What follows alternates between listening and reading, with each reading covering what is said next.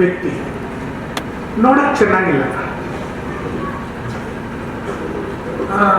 ನಮ್ಮ ಬ್ರಾಹ್ಮಣರಲ್ಲಿ ಬಾಳಕ ಮೆಣಸಿನಕಾಯಿ ಅಂತ ಮಾಡ್ತಾರೆ.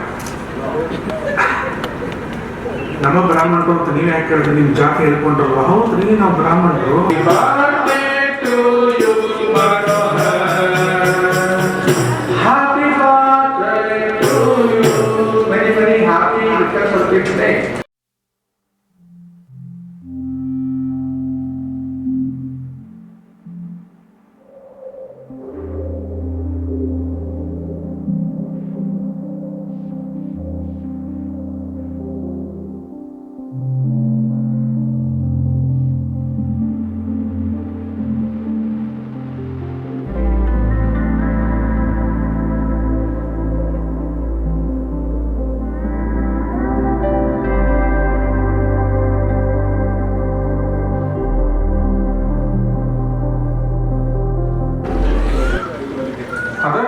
ಮುಖ್ಯ ಆನಿವರ್ಸರಿ ಡೇ ಬೇಕಂದ್ರೆ ಹೆಂಡತಿ ಕರ್ಕೊಂಡು ಬರಬೇಕು.